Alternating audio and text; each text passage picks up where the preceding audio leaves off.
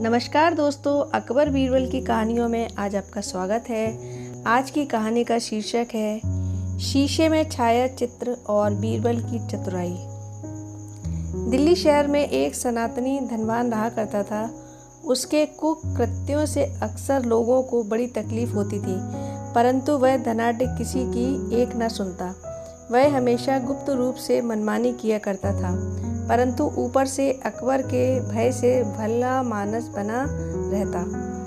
एक दिन उसे एक नई शरारत सूझी। एक चित्रकार को बुलवाकर उससे अपना एक चित्र बनाने की आज्ञा दी। उससे पहले ही ऐसी शर्त तय करा ली कि अगर चित्र बनाने में बाल भर भी अंतर पड़ेगा तो पुरस्कार नहीं दिया जाए। दोनों की आपस में लिखा पड़ी हो गई। वह घर जाकर बड़ी सावधानी से चित्र बनाने लगा। चित्र बनकर तैयार हो गया तो उसे लेकर धनवान के पास पहुंचा। जब उसके आने का समाचार नौकरों ने दिया तो वह अपनी सूरत बदलकर उसके सामने आया। उसे देख बेचारा चितेरा दंग हो गया। उसके मुख से कोई स्पष्ट उत्तर नहीं निकलता था। लाचार दूसरा चित्र फिर से बना लाने की प्रतिज्ञा कर घर लौट आया। नए स्वरूप का जब दूसरा चित्र बनाकर ले गया तो फिर उस रईस ने अपना आकार बदलकर उसमें अंतर दिखलाया। इसी प्रकार चित्रकार ने क्रमशः 5 चित्र बनाकर तैयार किए, परंतु रईस की धूर्तता के कारण कोई भी चित्र उसके चेहरे से न मिल सका। अंत में चित्रकार को उसकी ठगी पर संदेह हो गया और वह उससे अपना पुरस्कार मांगने लगा। रईस उसे फटकारता हुआ बोला, तू इतना भी समझदारी नहीं रखता? जब मेरे अनुकूल चित्र ही नहीं बना सकता तो फिर पुरस्कार किस बात का? नाहक इसी विरते पर अपने को चित्रकार बतलाकर लोगों को ठगता है। सीधे यहाँ से चला जा, नहीं तो मैं तेरी धूर्तता का भली भांति बदला चुकाऊंगा। इसी प्रकार दोनों के दरमियान देर तक तू मैं हुई। फल कुछ न निकला। लाचार होकर बेचारा चित्रकार बीरबल की शरण में गया। अपना सारा समाचार बीरबल को 5 चित्रों को दिखलाया। सब बातों को देख सुनकर बीरबल ताड़ गया कि उस रईस ने इस बेचारे को ठगा है। उसको स्वरूप बदलने की विद्या हासिल है, जिस कारण इसे सहज में ही ठग लेता है। बीरबल बोला, यदि तुम मेरे कहे अनुसार चलोगे तो तुम्हें अवश्य लाभ होगा। चित्रकार सहमत हो गया। बीरबल ने कहा, बाजार से एक अच्छा शीशा खरीद लाओ। फिर 2-3 दिनों के पश्चात उसे लेकर उस रईस के पास जाना।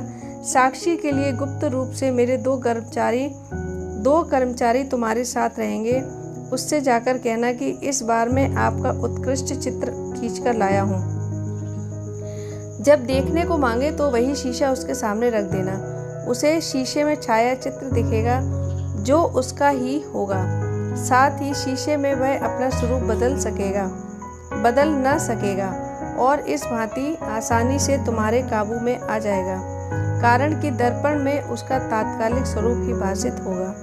कई दिनों का अंतर देकर चित्रकार बाजार से एक हलब्बा शीशा खरीद कर लाया। फिर गुप्तचरों के साथ रईस के घर गया और उससे मिलकर बोला, महाशय जी, इस बार मैं बहुत होशियारी से आपका चित्र बना लाया हूँ।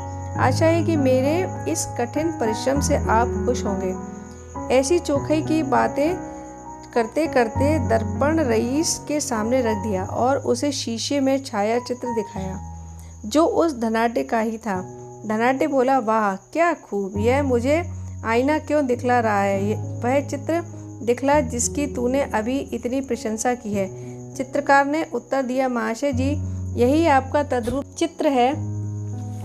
तब तो रईस के कान खड़े हो गए और वह अपनी ठगी छिपाने के लिए उससे बोला, तुझे मैंने अपना चित्र बनाने को भला कब कहा था? चित्रकार ने कहा, आप बात क्यों पलटते हैं? आपके ऑर्डर से मैंने बारी बारी 5 चित्र बनाकर दिखलाया, परंतु हर बार आपने नापसंद कर मुझे कोरा लौटा दिया। अब इस बार इतनी कतर-ब्योत कर बना लाया तो नकारने पर कटिबद्ध हुए हो। यही नहीं होने का। मेरे आपके बीच जो शर्तें पहले निश्चित हो चुकी हैं उसे पूरी कीजिए।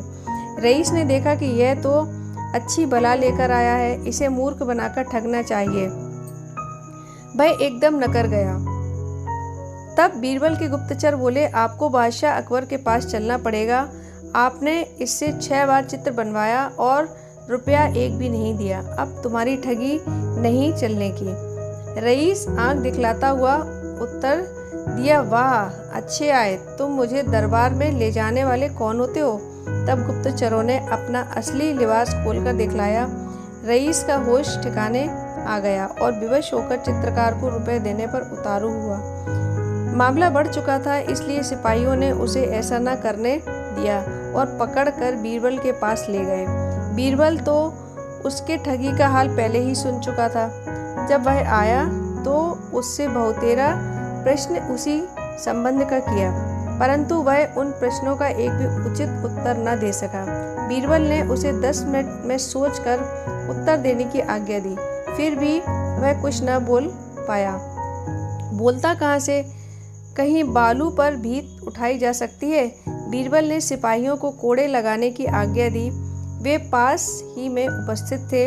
हुक्म पाते ही कोड़ा लेकर आए। कोड़ा देखते ही रईस का होश ठिकाने आ गया और उसे तुरंत अपना दोष स्वीकार कर लिया।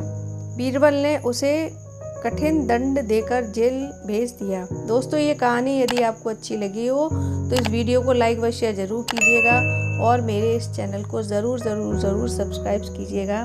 धन्यवाद।